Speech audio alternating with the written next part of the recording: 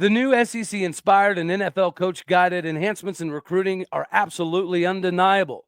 So what if we were able to take that entire NFL system and make it applicable to everything we're doing in Stillwater, Oklahoma?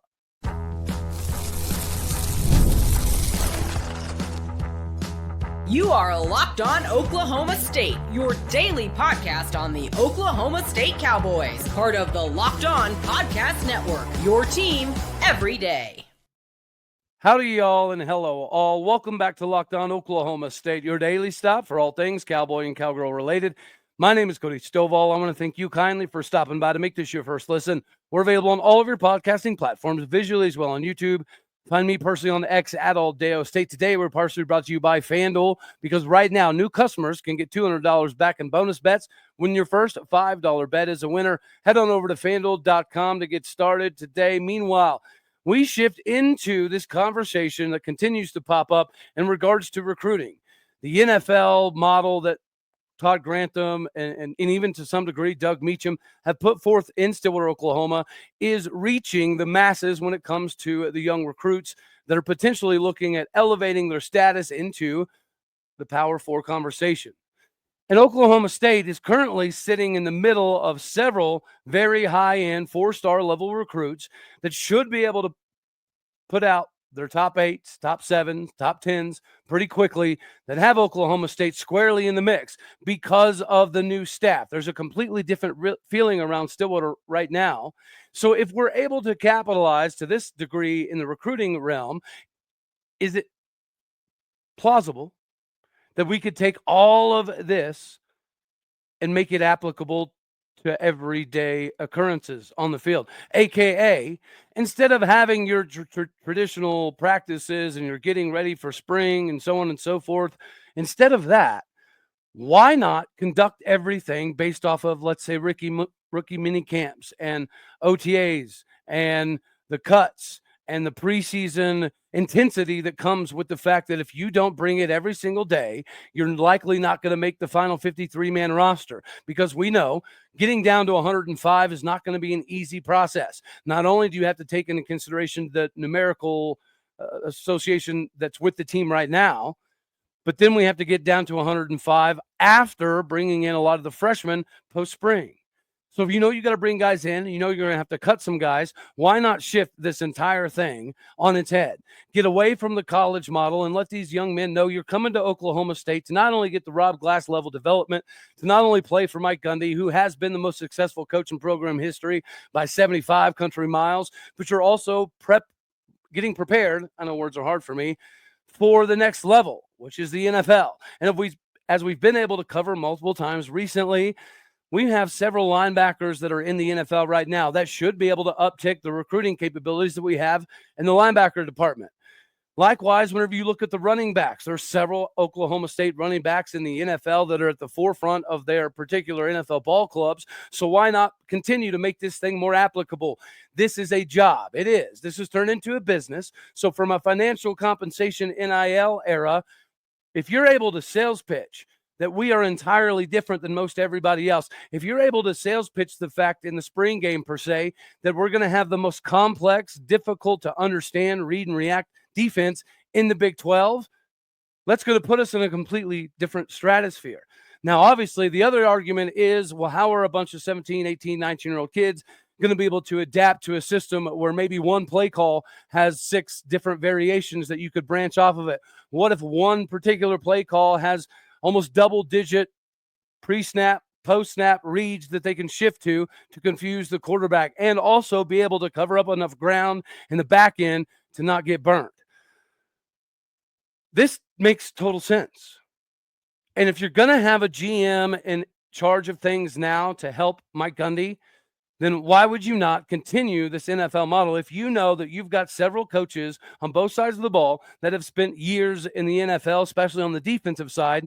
Why could you not go ahead and get this thing squared away from an NFL perspective, right? This has already been rookie minicamp. All right, that's already been happening. Now we shift into the OTAs section. And the beauty of the relevance is OTAs is somewhat voluntarily done. So some of the guys that are going to come after spring kind of numerically fit into that same classification. And then as you're competing for your spot in the spring game, there are going to be cuts. It's going to be kind of similar to a preseason season for the NFL. They eventually just keep cutting down, and eventually they reach their 53-man roster. Now, there seems to be a little bit of confusion still yet on whether you need to get down to 105 by the end of spring or the end of fall before the season starts. But regardless, if you're already conducting everything off of the NFL model and you know you've got the pro day coming up so you can, again, see some of the dudes like Nick Martin, like Colin Oliver, like Ollie Gordon, like Trey Rucker that are likely going to have the capability to make a massive name for themselves in the NFL coming straight from Stillwater, America with this new NFL model. That's going to inspire so many conversations from those guys to simply be like, this is not how things were done here. You guys have a huge advantage now that we necessarily may not have had at our time in Stillwater. We were still running a fairly elementary collegiate style operation, especially offensively. This is entirely different. So why not make it a new thing in Stillwater? Why not have the most complex, difficult defense in the conference? Because there's only going to be a handful of teams, even in the SEC, that can have the ability to conduct business this way and have enough coaches to implement it, right? We've talked before about having 3 offensive line coaches and at least 2 to 3 linebackers coaches and cornerbacks coaches, safeties coaches, nickelback specific coaches. This should be able to put Oklahoma State into this NFL model stratosphere.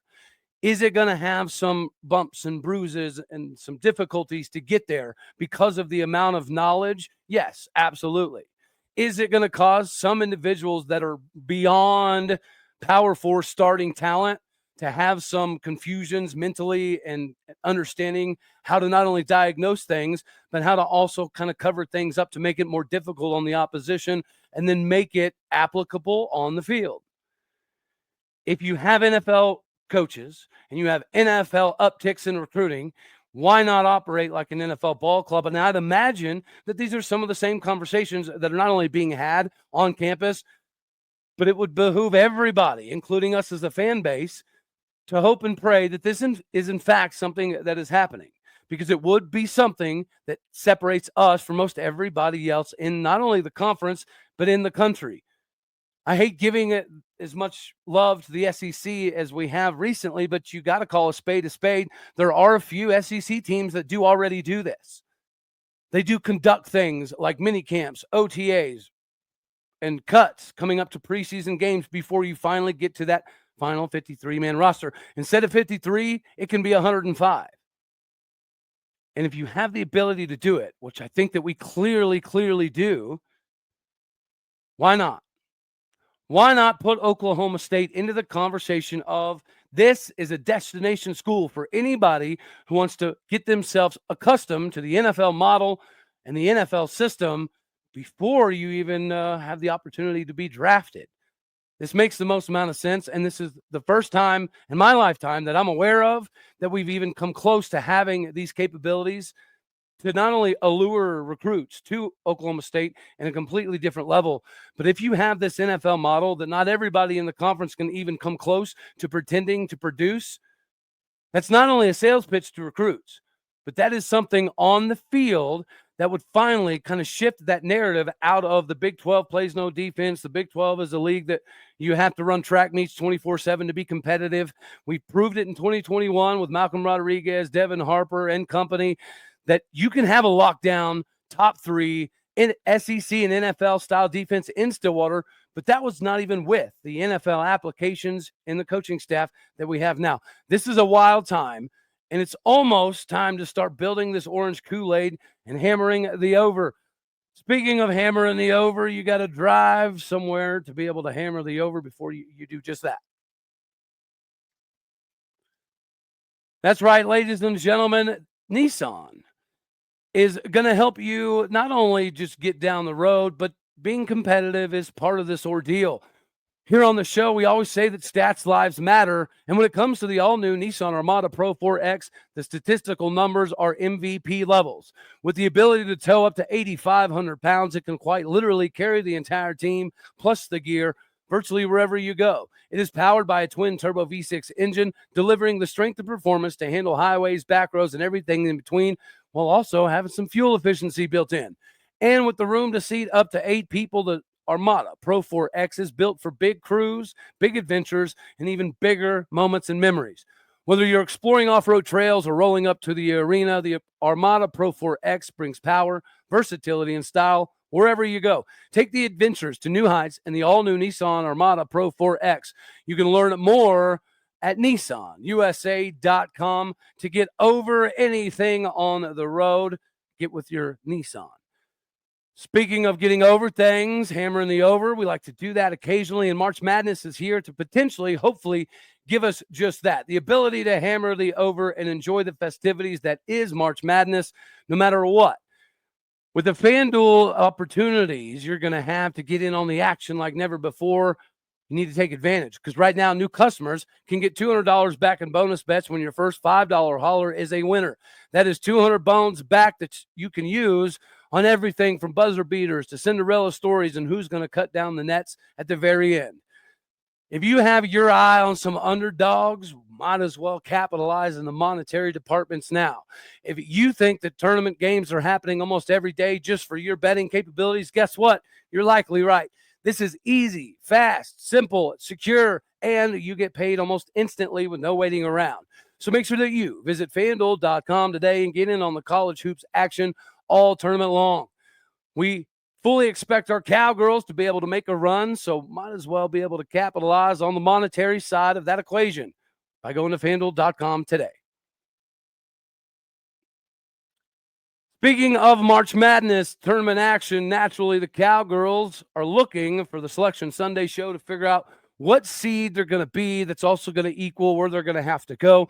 We recently discussed the potential of them getting a 7 seed. That's been pretty common through all of the bracketology projections over the last few weeks. Obviously, if you could get a 6 seed, that would be beneficial. But nonetheless, if the Cowgirls get a 7 seed, they have the ability to kind of make a little bit of a run. When you can beat a 2 seed in TCU, you can beat a 5 seed in Kansas State, you can beat West Virginia, you can beat Baylor, you can beat everybody else in the league, whether they're a 2 seed, 3 seed, 4 seed, 5 seed.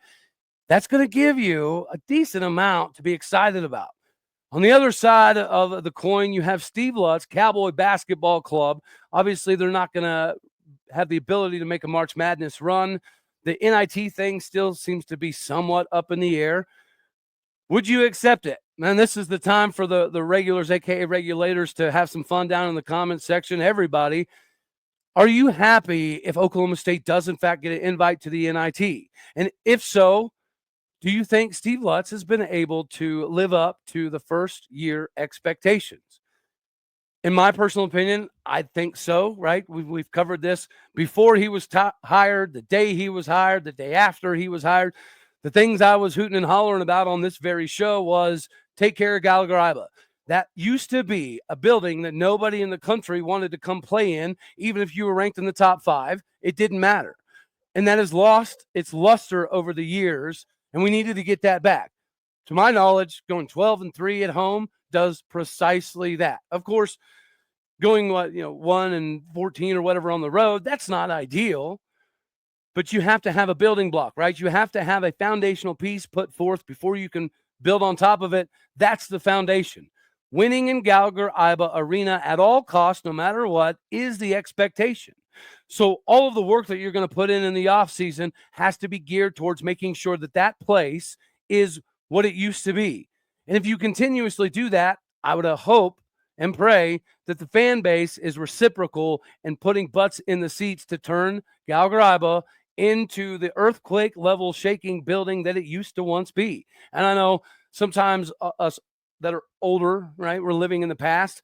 I'm not quite a man. I'm not quite 40, but I am getting pretty close here in a couple of weeks. Well, actually, no, just a few days. See, numbers are hard sometimes, I guess, for me as well. But nonetheless, let me know down in the comments section for all of you out here on the YouTube country, what do you think about year one and Steve Lutz, right? I've seen some people talk about how we're still down in the doldrums to some degree, but I've also seen people that think kind of like I do. They have a foundational building block now with all of the winning that has been done inside Gallagher Arena, including some signature wins against the number 9 ranked Iowa State Cyclones, with one of their top players returning from a trip that they just took to Houston and almost won that game too. I think this has been a pretty good season to some degree from that perspective. You have to have something. Again, this is sales pitching. That's all of this is anymore. The business that has become collegiate sports requires a good sales pitch. And part of that sales pitch has always been there's not very many places in the country, maybe Duke Cameron Indoor Stadium, maybe Fog Allen Fieldhouse, maybe Hilton Coliseum when Iowa State's absolutely cruising, that are comparable to the feeling, the physical feeling that Gallagher gives you when there's 13,000 plus people in there going absolutely nuts. If you win, people will come in. Of course, that has always been the argument. And now it's going to be a season next year where we have to prove it because he did win inside Gallagher Arena. So if we still respect that 1938 original maple white floor, then we need to get behind the things that he has done successfully. Next year, it's different, okay? You proved that you could win at home. Now we have to do it again. Step 2 is proving we can win on the road. And we've got some guys coming back that are going to be instrumental in that process. But in addition to that, look at the recruiting class. Yeah, we only have 3 guys, and we're like number 28, I think, is what I saw last in the country. 3 dudes have you just on the brink of a top 25 recruiting class. One of those is a shooter, a spot-up, dead-eye sharpshooter, which we've been missing for years, really. This is a Lindy Waters, Keaton Page, Phil Forte individual that shot over 46% from the three-point line and made over 142 three-pointers just last year. That is something that we haven't had in a decent amount of time. We've got plenty of athletes. We've got a ton of athleticism in general. Not to mention you have Mekhi Ragland, the 6'10", 250-pound big body beast bruiser down low. He's going to make teams pay for coming on that floor and coming down that lane. Then you also have Ben Ahmed, the former Miami commit, is now going to be an Oklahoma State Cowboy. And this is another 6'10", 275-pound dude that should be able to be an enforcer down low that not only can get rebounds and kind of create his own looks and opportunities, but completely change the game. We remember what it was like to have a Musa Cisse level dude in there. And thankfully, we got to see some of that once again out of Abu Usman. Steve Lutz has a type of player. Steve Lutz has a type of system. And clearly having some big body bruisers down low is part of that. It is imperative that Steve Lutz has that. And he got a couple of them. So we have a look of what he's trying to accomplish. We have a look of what winning in Gallagher over and over and over and over again feels like. We have a look of what winning top 10 games once again in Gallagher can feel like. So I'd say overall it was fairly successful.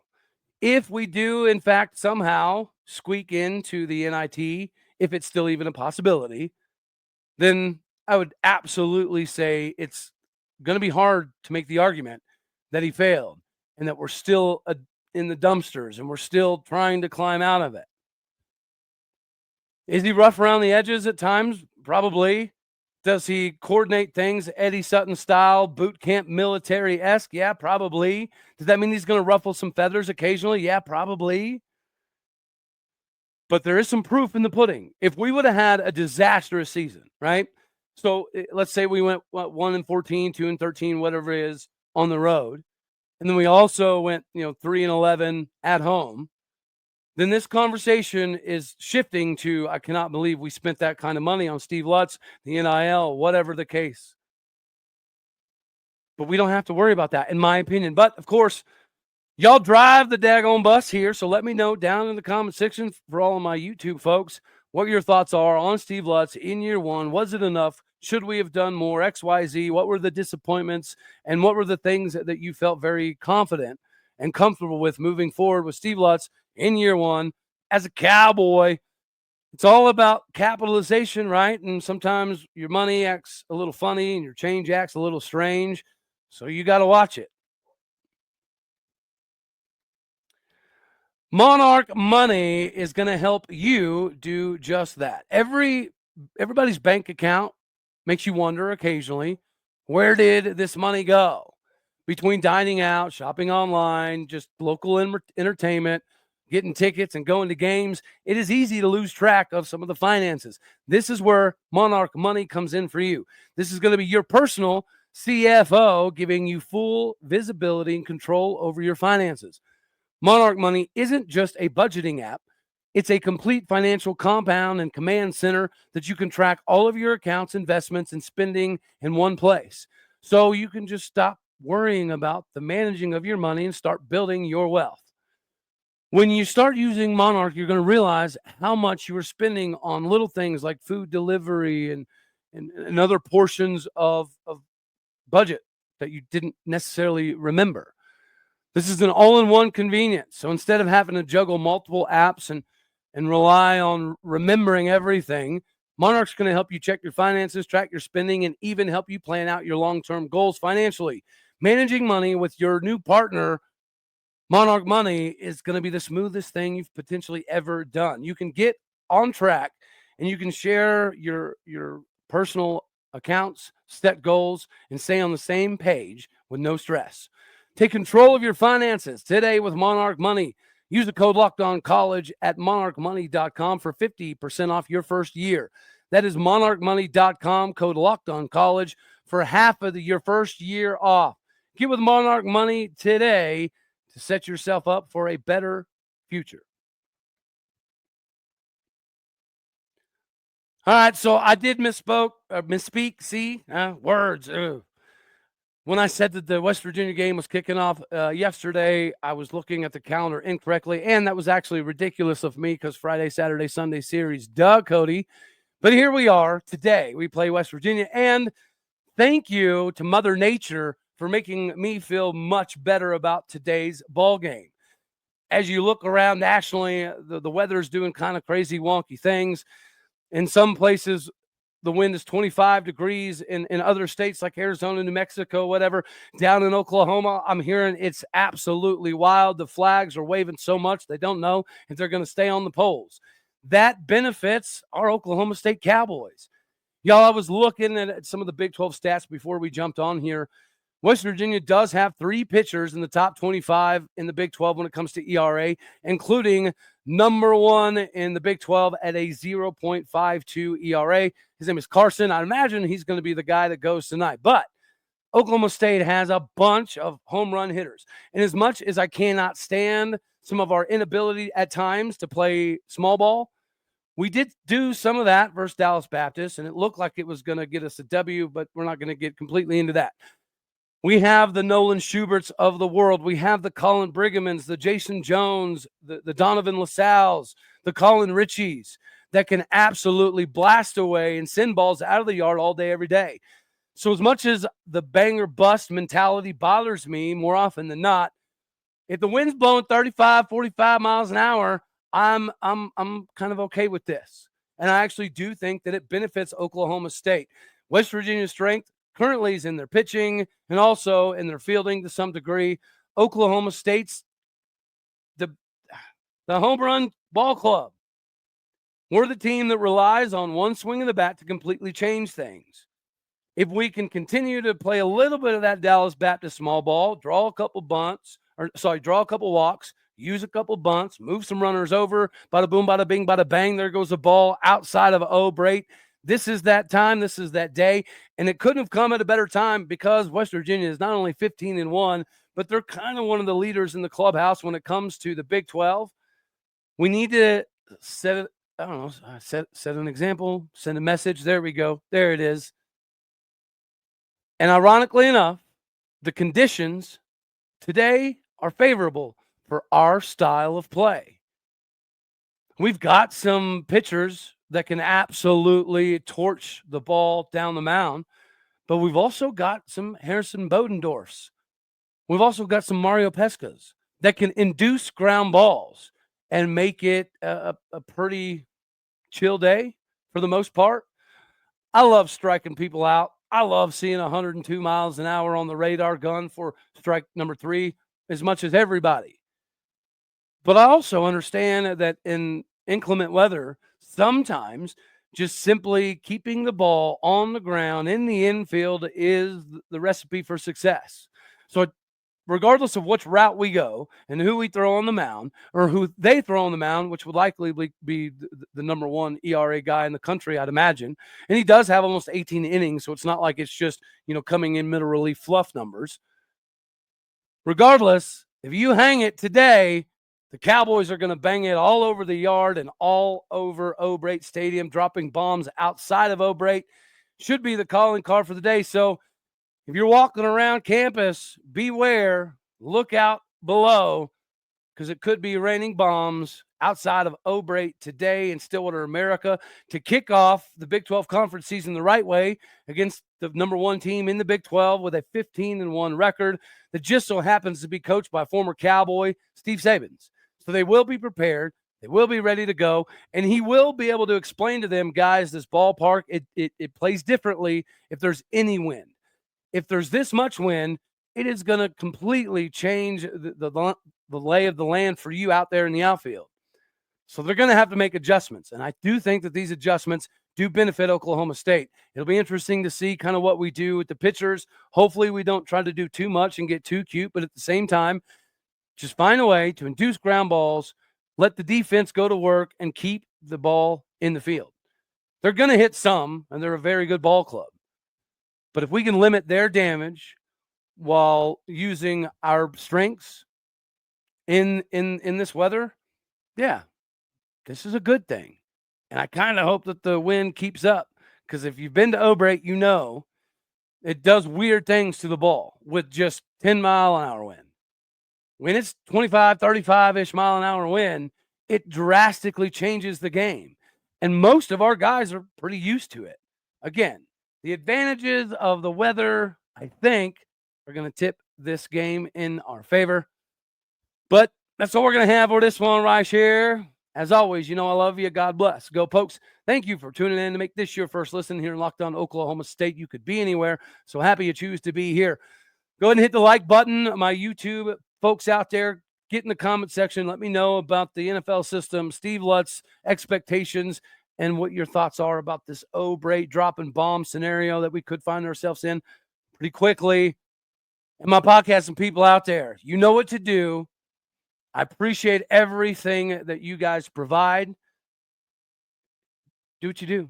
Hit the stars. Leave the reviews. I am trying to kind of uptick some of the reviews and things of that nature on the audio side. So feel free to go out there, have some fun, and let's continue to build this thing. All righty, y'all. Later, Tater.